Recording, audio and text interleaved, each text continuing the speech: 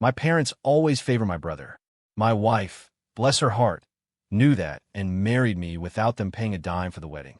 But when my brother's fiancée demanded a $50,000 wedding, a new car, and a down payment on a condo, my parents expected me to help foot the bill. I refused. They scraped the money together from God knows where. I didn't say a word.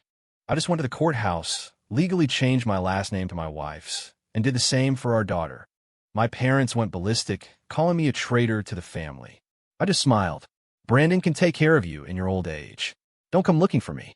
A man who joins his wife's family can't afford to make his in-laws unhappy.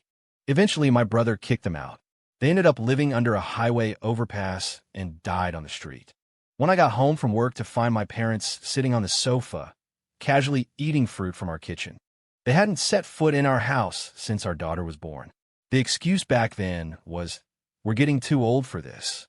We don't have the energy to help with a baby, and besides, it's not our job." Ever since, the only time they called was when they needed money. I'm not an ATM. I'd send a gift for Christmas and their birthdays, but I wasn't handing out cash on demand. I had a wife and child to support. There was nothing extra to give. Yesterday, my mom called again. She asked for 50 grand, just like that. I said no. I guess that's why they were sitting in my living room today. I felt a familiar mix of resignation and exhaustion. It had been this way my whole life. My mom forced a smile. "Your brother is getting married, and his fiancé's family is asking for a big wedding, $50,000. You're the older brother, so you need to figure out a way to pull it together." When Chloe and I got married, they didn't want to contribute a single cent. Before Chloe's family could even mention a budget, my parents were already shouting, "What is this, the dark ages? Asking for money for a wedding? Are you selling your daughter?" If Chloe and I hadn't been so solid, if she hadn't known the kind of man I was, we would have been done right then and there. I hated them for that. Too, I looked at them, a smirk playing on my lips. What is this, the dark ages? Asking for money? Sounds like they're selling their daughter. You should go raise hell. Their faces fell. My dad grabbed a mug from the coffee table and hurled it at me. It hit my chest with a dull thud, splashing hot tea all over my shirt. The scalding liquid only made the chill in my heart grow colder. Chloe rushed out of the bedroom, seeing me soaked and stunned, her eyes filled with pain and fury. "What the hell are you doing? How dare you attack my husband? I have had it with you people." I looked at her and smiled, a genuine, happy smile. My wife and daughter were all I needed. These people were nothing. Chloe shot me a glare, muttering, "You idiot," under her breath. My mother scoffed. "Who do you think you are? You don't get a say in this." She can insult me all day, but not my wife. My voice turned to ice. This is my wife's house. Her name is the only one on the deed. So how about you tell me why she doesn't get a say? With a family like mine, I had to give her every sense of security I could. I couldn't let her down. My dad raised his hand to slap me. "Are you stupid? This house belongs to the Miller family. Your mother and I came here today to tell you to pack your things. Your brother needs a place to live after he's married. This will be his house." I couldn't help it. I laughed out loud. Chloe and I had scrimped and saved for 8 years, stretching every single dollar, just to finally have a home of our own. And now they want to just take it. "Let me be perfectly clear," I said, my voice dangerously calm. "You're getting no money, and you're not getting the house. Now get out. I don't want to see you again." My dad's hand swung through the air. This time I dodged it. "Chloe, call the police. Tell them, we have trespassers." She saw the look in my eyes, nodded, and stepped aside to make the call. My mother's eyes were filled with venom. "Ethan Miller, I am your mother. What's wrong with asking you for some money in a house? I raised you for decades. We earned this. And if you don't give it to us," she added, her voice rising, "we'll die before we leave." A cold smile touched my lips. "So if you die, you'll leave? How about we all die together? Sound good?" The look in my eyes must have terrified her, because she took a step back. For a split second, I meant it. I wanted to die with them, just to be done with it. A family like this. I didn't want it anymore. I'd give them back the life they gave me. An eye for an eye. My dad grabbed an apple from the coffee table and threw it. "Ethan, are you insane? We just need to use your house. You're the older brother. Can't you do something for your little brother for once? Do you want to see him single for the rest of his life?" I was done listening to them. Their favoritism was a lifelong refrain. I was used to it, but I refused to let Chloe suffer for it anymore. Her family was much better off than mine. Not that I had any family resources to speak of. She was an only child, raised with love and support her whole life. I decided right then I would sell the house, and we would move to her hometown. We'd buy a place near her parents. She deserved to be happy. A few minutes later, the police arrived with a couple of guys from building security in tow. My mom immediately collapsed onto the floor, wailing, "Oh, the injustice! Is there no decency left in the world? Kicked out of my own son's house. I might as well just die right here." She had a real flair for the dramatic. She missed her calling in theater. I explained the situation to the officer. He looked tired. "This is a domestic dispute, so we can only mediate. However, building management has the right to remove non-residents from the property." A clever glint appeared in Chloe's eyes. As the homeowner, she had that right. A moment later, the two security guards returned with 6 more. They started escorting my parents toward the door. My mother's voice echoed down the hall, a stream of curses aimed at me. I nodded along. "You're right. I'm a shameless monster. I was raised by wolves. The entire Miller family can drop dead for all I care." She stared daggers at me, ready to make another scene, but the guards gripped her arms tighter and hustled her out of the building. After they were gone, my daughter emerged from her bedroom, clutching a doll. Tears streamed down her face. "Daddy, those people are mean. I don't like them." I knelt and pulled her into a hug. "It's okay, sweetie. Don't cry. Daddy's going to take you and Mommy away from here." With my daughter in my arms, I told Chloe my plan. Sell the house, quit our jobs, and move back to her hometown to start over. Chloe's eyes were red. "Honey, are you sure? They're your parents. Can you really leave them behind?" "Can I? I already had. My wife and daughter were my whole world now. Where they were, that's where I would be." After I graduated from middle school, my parents made me get a job to support the family. They said my grades were terrible, so more school would be a waste of money.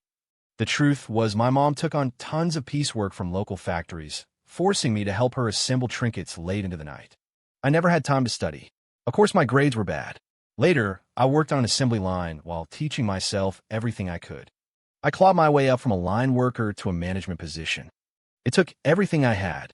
Meanwhile, my brother Brandon never worked a day in his life. His grades were just as bad as mine, but they used the money I earned to pay for tutors and send him to third-rate state school. Parents that played favorites like that, I want to be done with them for a long time. The next day, we listed the house with a realtor. We both quit our jobs. With my wife and daughter, I drove to my in-laws' house. When they heard we were moving there for good, they were overjoyed. My father-in-law clapped me on the shoulder. "Don't you worry. Everything's taken care of. If they dare show their faces here, I'll show them what's what." Within a week, Chloe and I both had new jobs lined up, and our daughter was settling in her new preschool. Just as things were starting to look up, my mom called. "Ethan, why aren't you at the office?" They had actually gone to my old job. To demand money, no doubt. A bitter taste filled my mouth. "If you have something to say, say it. I am Busse." My voice was flat, the way you talk to a stranger. I used to be such a fool. Every dollar I earned, I gave to my parents. They told me they were saving it for my wedding. But when the time came, they wouldn't give me a penny. They wouldn't even host a reception dinner. They'd done the math and decided it would cost them money and be too much work. It wasn't worth it.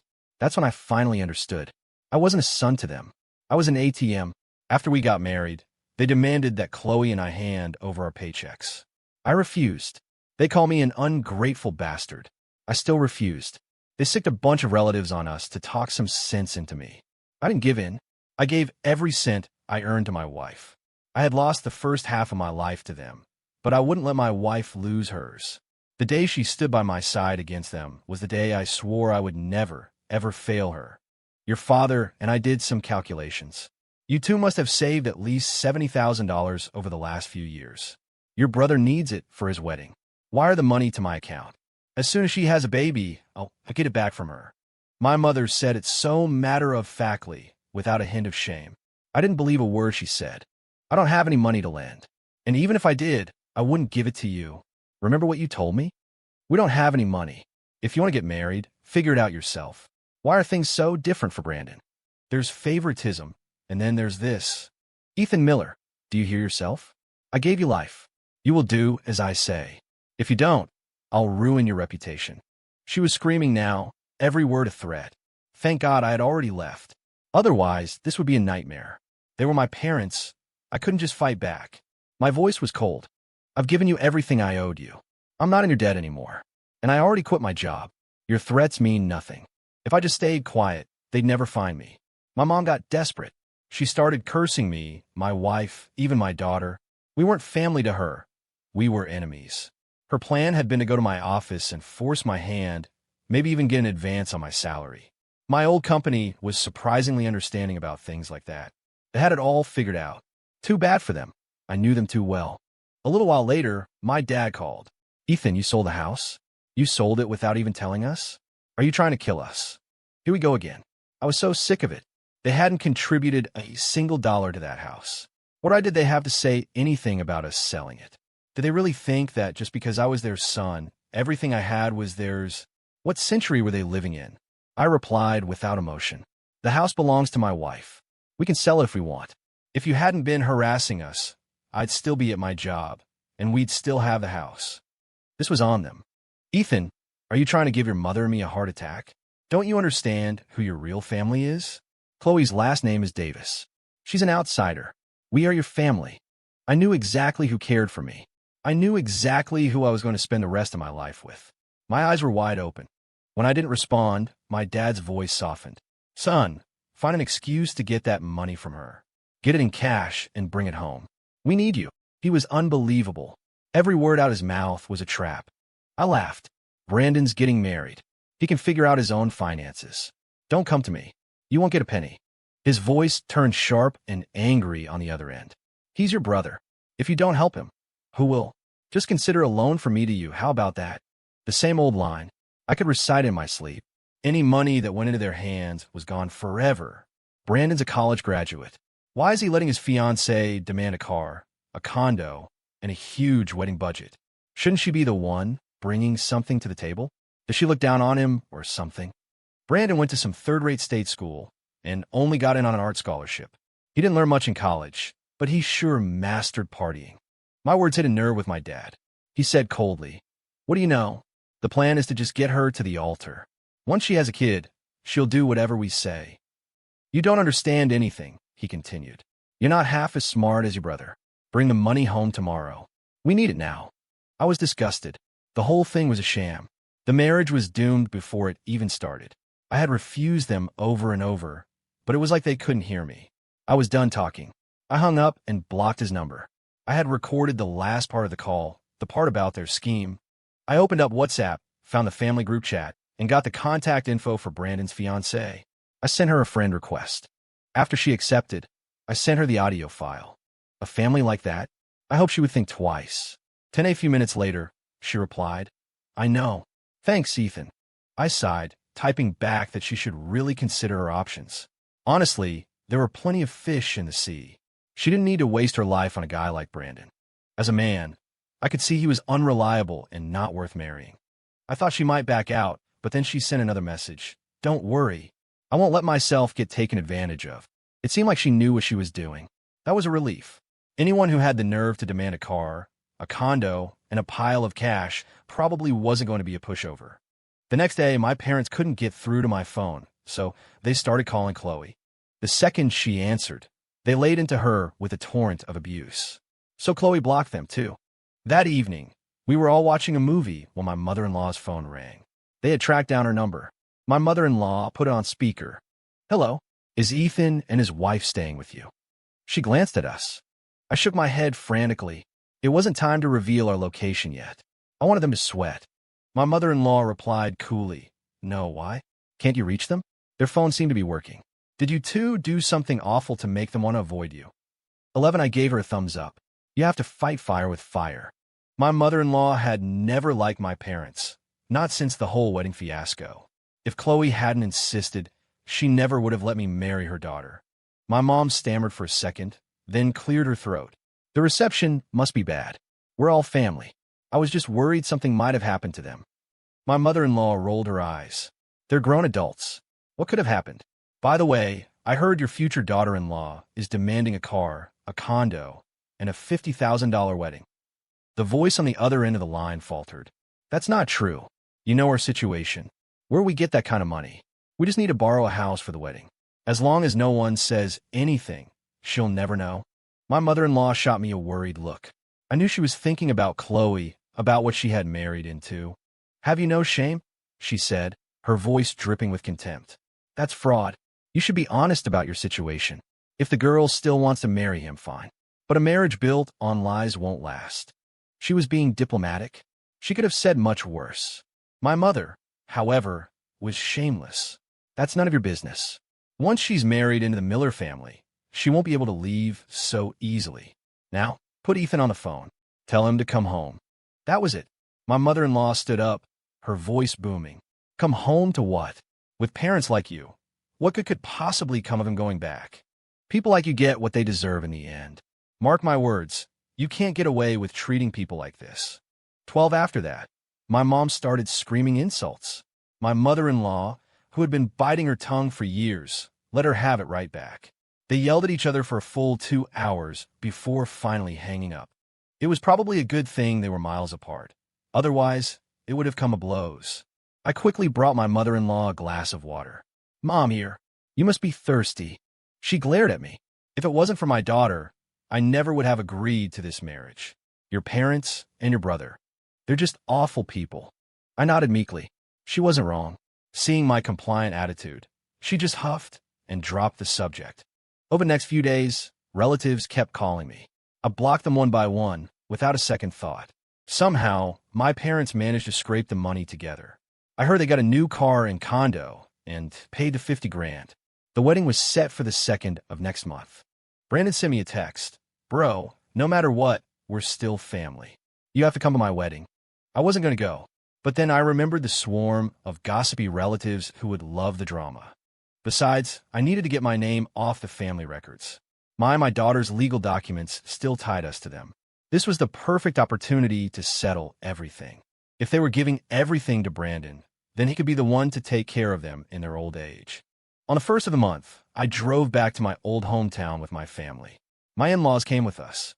They were worried we'd get pushed around. Our first stop was the county clerk's office.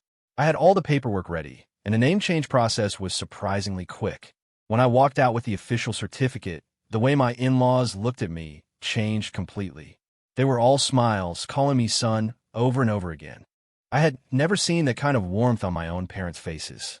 I held my daughter in one arm and my wife's hand with the other, my in-laws walking beside us. We were laughing and talking, the picture of a happy family. I knew my parents' house would be crawling with relatives, so I booked us rooms at a hotel.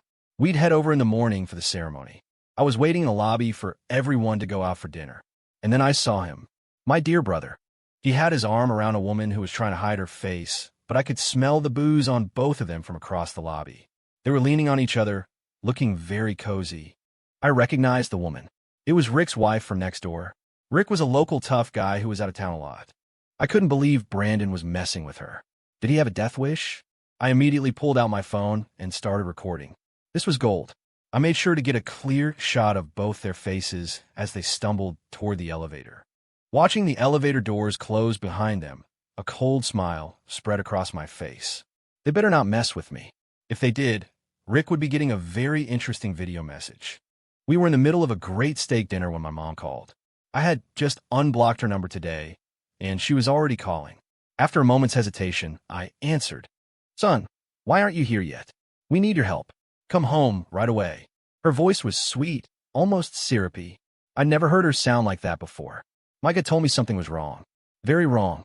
We'll be there in the morning, with my in-laws, I said coolly. The reception is at a venue anyway. How busy can you be? I could hear her taking deep breaths on the other end.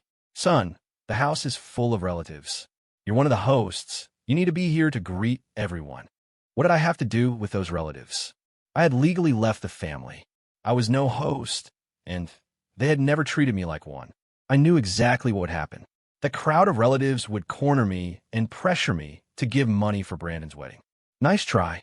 When I got married, my brother, in a grand gesture of fraternal love, wrote me an IOU. It said, since I'm still in college and don't have a job, I'll give my brother $5,000 as a wedding gift. I'll pay you back when I start working. He'd been working for years and hadn't paid me a cent. This time I brought the IOU with me, tucked inside a wedding card. You probably thought I'd never actually cash it in. A way to look good without spending a dime. I took a sip of the cold beer my wife handed me, and my mood improved. I'm not the host. Brandon is. Let him greet them. He's the college graduate. It'll make him look good. Besides, Brandon was probably a little busy at the moment, fooling around the night before his wedding. What a guy. Why are you being so stubborn? I'm begging you, son. Please, don't embarrass me.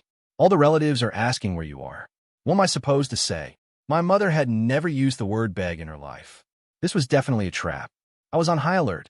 Just then, my cousin sent me a text. Ethan, whatever you do not come to the house. They're all waiting for you. Your mom wants them to pressure you into co-signing for the loan she took out for the wedding. She wants you to pay them back. So that was it. No wonder she was so desperate. I thanked my cousin, then spoke into the phone, my voice like ice. I said I'll be there for the ceremony tomorrow. If you keep this up, I'm turning around and driving home right now. She tried a few more times, but after confirming I would be there the next day, she hung up. Was this really my mother? How could she treat her two sons so differently? I just couldn't understand it. When I told my in-laws, they were just as baffled. We talked it over and decided we needed to get a DNA sample tomorrow. I needed to know for sure. We had to go to Brandon's wedding. 16 the next day, we slept in, had a leisurely breakfast, and then casually strolled over to my parents' house. It was a 2-story suburban home that I had helped pay for. From the age of 16 until I got married at 25, every dollar I earned went to them. I calculated it once. It was over $60,000. And yet, for my wedding, they didn't give me a penny. For Brandon's wedding, they had mortgaged the house and borrowed heavily from relatives. They had truly given him their all. Chloe gently squeezed my hand. Honey, you still have me. I nodded, giving her a reassuring look. As we approached, a crowd of relatives spotted us and immediately called my parents out. My mother glanced at Chloe and her parents, her smile painfully fake. Welcome, welcome. I didn't realize you'd be coming. My mother-in-law crossed her arms. Of course we came. We had to see the kind of daughter-in-law you'd spend a fortune on, a car, a condo, and 50 grand. Your younger son must be quite a catch to have a whole family turn out for him. My mom's face darkened, but she couldn't come up with a retort. After a long pause, she finally mumbled, "What do you know? Her father is a government official. She deserves a little more." Brandon had been a middle school art teacher for 5 years, making maybe $40,000 a year. Why would a woman from a family like that marry him? Something was fishy. I hoped my parents wouldn't end up regretting this. My mother-in-law looked at her with disdain. Fine by me. As long as my daughter and son-in-law don't have to pay for it, you can do whatever you want. My mom grunted and tried to pull me aside. I shook her hand off. I have to stay with my in-laws. They're not from around here. They might feel out of place. 17, seriously. I wasn't an idiot. What could she possibly have to say that didn't involve money? I wasn't giving her a dime. Her face immediately turned cold. Ethan Miller, don't make me hit you on your brother's wedding day. I stare back at her, unflinching. Go ahead. It wouldn't be the first time. Let everyone see what kind of person you really are. I'm not afraid of being embarrassed. It's not my wedding, after all. Her hand trembled as she pointed at me, sputtering. As I turned away, I quickly plucked a few strands of hair from her shoulder and slipped them into my pocket. Then I walked away with a smile. When you stop caring what they think, they lose all their power. I rejoined my wife's side. Chloe looked worried. Are you okay? Did she yell at you again? I shook my head and lifted our daughter into my arms. Don't worry. They won't dare make a big scene today. And I won't let them push us around ever again. My father-in-law shot me a stern look. You better not let us down. I knew he was just worried about Chloe. Before long, a group of relatives descended on us, steering us toward the gift table. My parents were truly shameless. My uncle, my dad's older brother, was manning the gift registry. He held up a credit card machine with a grin. You're the big brother, kid. You can't be cheap for your little brother's wedding. Was that card machine just for me? Too bad they were in for a disappointment. 18, I looked at the circle of relatives surrounding me. Were they afraid I was going to make a run for it? I pulled the wedding card from my pocket. A gift from my brother from when I got married. Now that he's getting married, I thought I'd return it to him. My uncle took the card and opened it. He read the IOU out loud. The relatives around us fell silent. My uncle cleared his throat. Come on, Ethan. No matter what, he's your brother. You should give him a proper gift. The others chimed in, telling me to be the bigger person, that I should give at least $5,000 or $6,000. I remained calm. "You're Brandon's uncle," I said, looking directly at my uncle. "How much did you give? Was it more than the 5,000 he owes me?" My uncle immediately looked away, pretending he hadn't heard. I turned to the other relatives. They all laughed awkwardly and dispersed. When their own money was on the line, no one wanted to be a hero. My gift, or lack thereof, didn't really affect them. I smiled at my uncle. "Go on, write down 5,000. You're holding the IOU." He handed the car back to me. "I can't accept this. Why don't you give it to your mother directly?" He sighed. "What if they don't honor the IOU? Then the book says 5,000, and I'm on the hook for it." He had a point. I knew what my parents were like. I took the card and put it back in my pocket. There was no way I was giving them any cash. As I walked away, I heard my uncle mutter, "I don't know. Ethan seems different." Of course I was different. If I hadn't changed, my family would have been eaten alive by now. 19 at 11:30, the groom's party returned. But the bride wouldn't get out of the car. She said they hadn't paid the door opening fee. Brandon pleaded with her. "Honey, we don't do that here." She wouldn't listen, stubbornly refusing to budge. Finally, Brandon scraped together $1,200 in cash and handed it to her. My mother's face was as dark as thunder. Her hands were clenched into fists. If it weren't for all the guests, she would have exploded. This was what happened when you didn't sort out the details beforehand. Brandon tried to give the bride a piggyback ride into the house, but halfway there, he stumbled and they both went down. He face-planted right on the pavement. "Nicole, couldn't you have lost some weight for the wedding? You're so heavy. How am I supposed to carry you?" I knew the real reason. He was exhausted from his escapade last night, and now he was blaming the bride. Unbelievable. Before Nicole could say a word, her family swarmed Brandon and started roughing him up, right there in front of everyone. My parents were stunned and tried to get our relatives to intervene. But Brandon still ended up with a black eye and a split lip. "I'm telling you now," one of her relatives, a huge guy, snarled. "If the Miller family ever mistreats my cousin, you'll have to answer to me." Our relatives backed down, muttering meekly. The bride's family were all built like linebackers. It wasn't a fair fight. Brandon wiped away a tear, knelt, and struggled to lift his bride onto his back again. I saw a flicker of malice in his eyes. This marriage was going to be interesting. The rest of the ceremony went smoothly. They didn't even bother me again. I found Brandon and handed him the wedding card. "Here, this is yours." He took it without opening it. I wonder what his face would look like when he finally saw what was inside. I sent my parents' hair samples off for a DNA test. Whether they were my biological parents or not didn't really matter anymore. It was just for me for an answer. We were barely on the highway when Brandon called. "Ethan, what the hell was that? You come to my wedding, eat our food, bring your entire family, and you don't even give a real gift? Have you no shame?" "Shame? After everything I contributed to that family, they begrudged me one meal? Wasn't that your IOU?" I asked, feigning confusion. "I thought I was just returning it to you.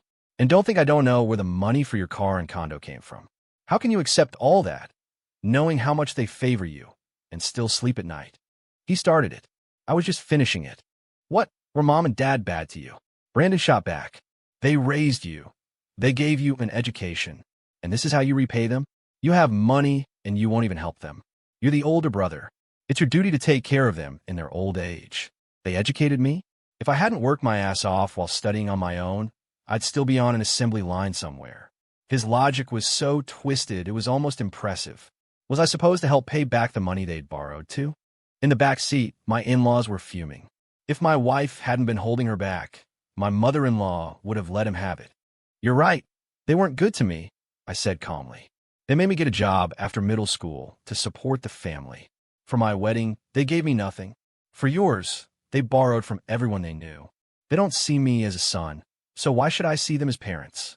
You're the baby of the family, their favorite. You can take care of them." 21 Brandon wasn't having it. "No way. We're both their sons. We have to support them together. They don't have any money for food right now. You need to wire them $10,000 immediately." My mother-in-law couldn't hold back any longer. She yelled into the phone, "Is this how the Miller family operates? You want money? Fine. Come to our house and try to get it." Chloe tried to shush her, but she shook her head free. "You shameless punks. Ethan is part of the Davis family now. If you ever try to bully him again, I swear I'll knock your teeth out." A wave of warmth washed over me. I smiled at my mother-in-law. She patted my shoulder. You're my son. No one gets to bully my son. My father-in-law nodded in agreement. He wasn't a man of many words, but he could throw a punch. Brandon was stunned. What are you talking about? He's a miller. He has to support his parents. You just wait. I'll ruin his name in this town. Before my mother-in-law could reply, I cut in. Brandon, I've already legally changed my last name to Davis. So has my daughter. I'm a Davis now. I don't have much to do with the Miller family anymore. The only reason I came back was to finalize the paperwork. Attending your wedding was just a side trip. Plus, I got that video of him cheating. All in all, a productive trip. Brandon was speechless. His voice trembled. How could you? How could you become a part of their family without our permission? Do you know what people will say? You don't even have the family records. How did you change your name? 22. What people would say. I couldn't care less. I had a real family now. I was happy. Why would I need your permission? Did you ask for my permission when you took their money for your car and condo? You went to college, Brandon. Don't you know you can request a copy of your own record from the county? From now on, you can take good care of mom and dad. I'll join my wife's family. I can't be responsible for them anymore. I have my own parents to look after now. He was screaming on the other end of the line. You wish, Ethan. No matter what you do, you're still their son. You still have to take care of them. I knew that legally, but it wouldn't be on their terms. It would be on the courts. I'd heard that with 2 sons, the contribution was usually a few hundred a month per child. I could afford that. As for the loans they took out, they were on their own. Calm down, I said coolly. I'll wait for the court order. If it says I owe $300, I'm not paying $5. Brandon slammed the phone down. I grinned. I'm in a good mood, I said to my wife. How about we go out for a nice dinner when we get back? Yes, everyone cheered. That night, I sent the video I'd taken to Brandon's new wife, Nicole. I also told her who the other woman was, and since I happened to have her husband Rick's contact info, I passed that along as well. Nicole didn't say much. She just sent me a wire transfer for $10,000. The memo read, a gift. She said it was money she'd gotten from Brandon and that I deserved a cut. I accepted it. She was right. 23. A few weeks later, my cousin messaged me. Apparently, Brandon's wife beat him up daily. My parents were heartbroken and got into a huge fight with her. But Brandon turned on them, blaming them for interfering, and kicked them out of the house. Everyone in town was laughing at him, but he didn't dare fight back. He just took the beatings.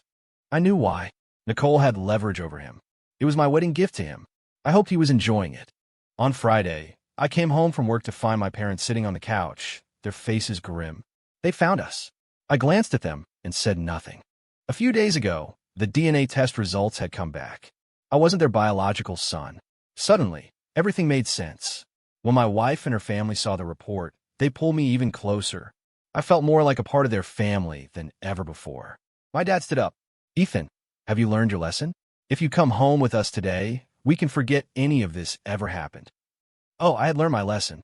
I learned I should have gotten that DNA test years ago instead of doubting my own sanity. Because of him. No, thanks.